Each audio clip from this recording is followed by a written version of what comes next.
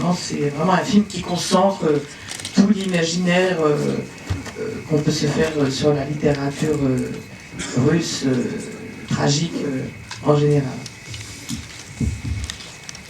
Естественно, на самом деле мой опыт в русском кино, он как раз тесно связан с трагедией, потому что вы знаете, что я снялась в картине Игоря Минаева «Наводнение», и как раз это именно тот самый пример, который подтверждает, что вы говорите, что это трагедия, и это совпадает абсолютно с тем имиджем, который у нас всех есть от русской литературы. Mais bien sûr, il peut aussi y avoir des choses très très drôles dans la littérature russe.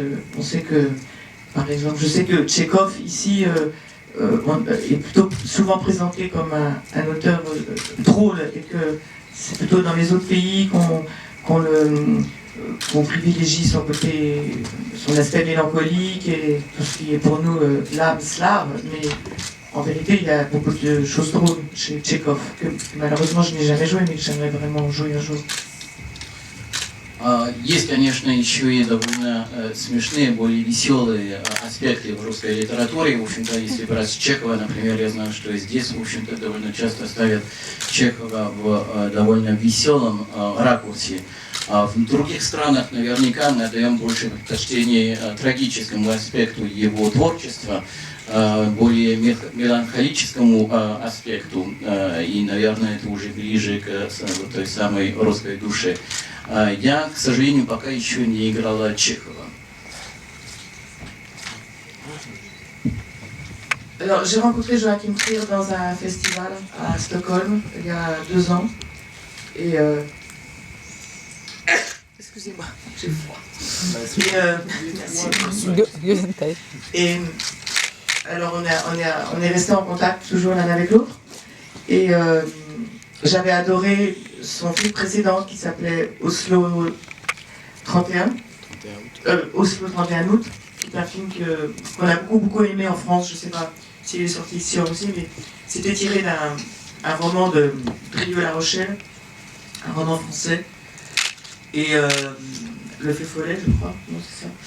Et c'est vraiment un film qu'on a beaucoup aimé en France et qui a vraiment révélé Joachim Trier comme un très grand cinéaste. Donc j'étais vraiment très heureuse qu'il me propose de participer à son film suivant. Et oui, on a pas mal répété quand je suis arrivée à New York, parce qu'il voulait quand même créer des liens assez forts entre Gabriel Byrne et Jesse Eisenberg et l'autre jeune comédien qui joue mon jeune fils.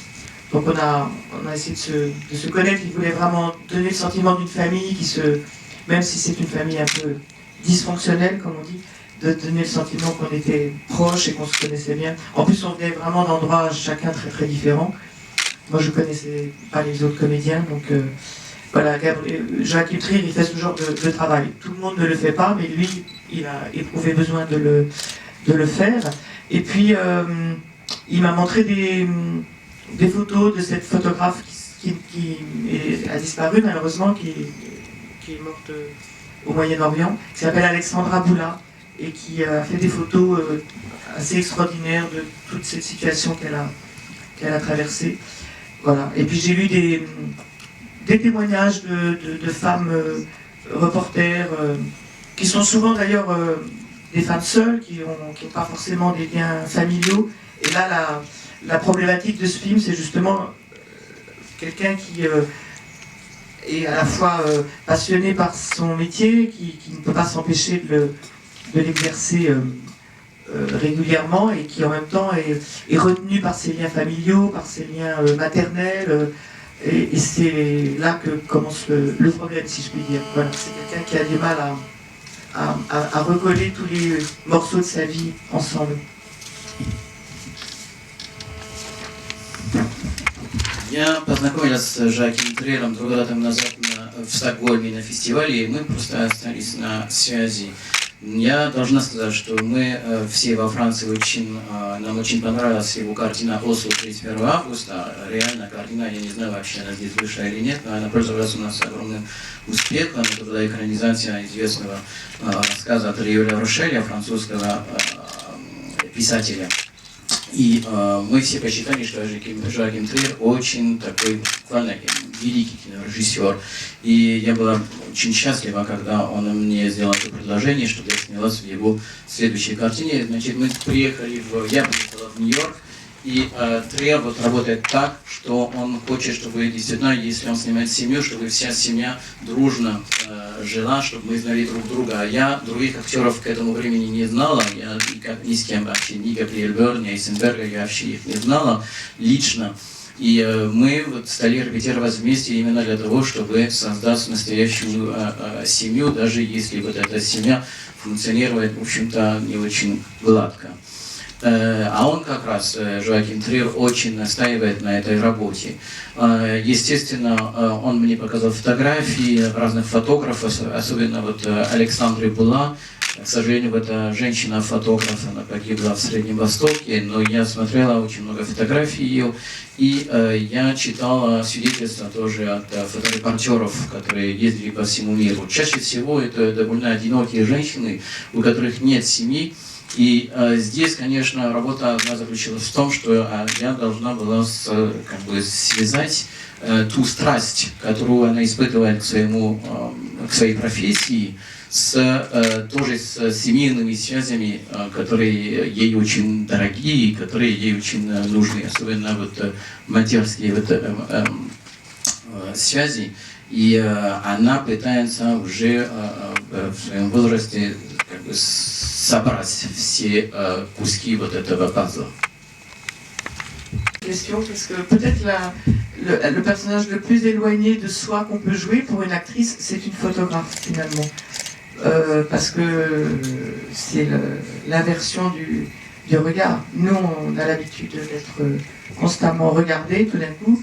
Il faut s'imaginer d'être à la place de quelqu'un qui fait le contraire de ce qui nous définit fondamentalement, c'est-à-dire qui regarde. Une actrice, elle est avant tout regardée avant de regarder elle-même. Donc peut-être que c'est au fond le personnage le plus inimaginable à jouer pour une actrice.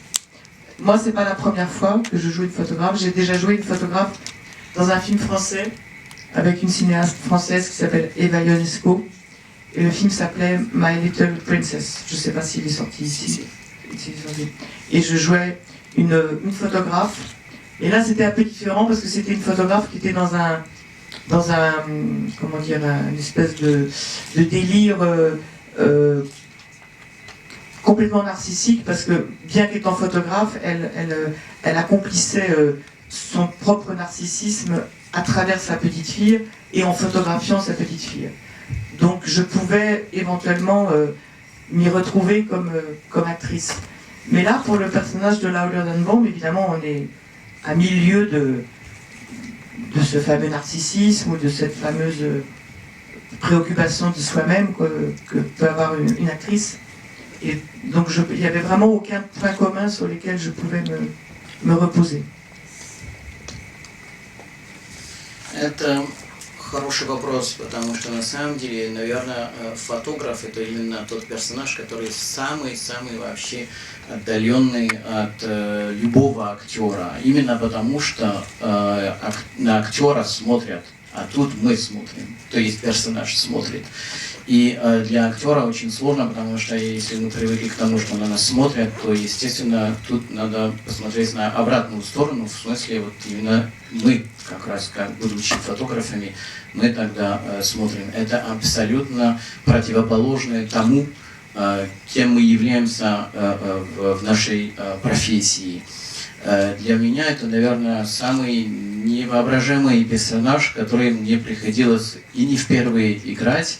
Я играла уже фотографа у французского режиссера у Евы Янеско в фильме «Моя маленькая принцесса». Фильм здесь вышел несколько лет тому назад. Но тут все-таки была большая разница, потому что вот, действительно женщина была фотографом, но был такой нарциссизм в бреду чуть ли не у этой женщины, что она фотографировала свою маленькую дочку, и она именно через нее и из себя как бы снимала. А тут в этой картине у Жоакима Трира это абсолютно не тот случай, тут нет никакого нарциссизма, и человек абсолютно о себе не думает, в отличие от того вообще, что было в «Маленькой принцессе». Mais en même temps, Joachim Trier dans ce film ne montre pas beaucoup ce personnage dans l'exercice de son activité, comme vous avez pu voir. Il montre plutôt l'envers de son décor à elle et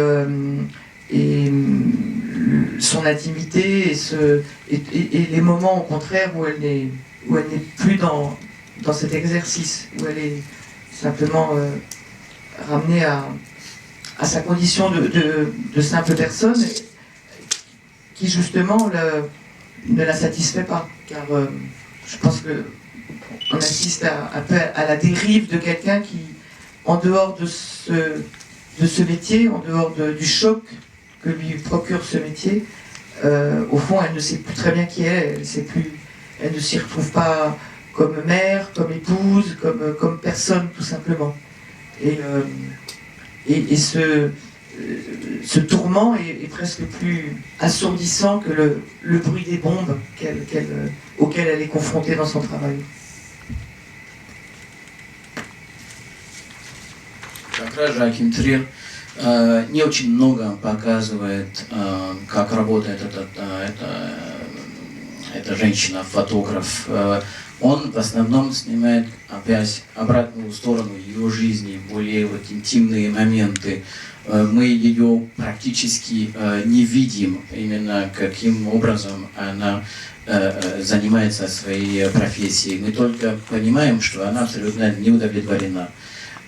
И она уже не знает вообще, кто она. Она абсолютно не удовлетворена своей ролью в качестве матери, в качестве жены. Ее мука абсолютно громче любых бомб. И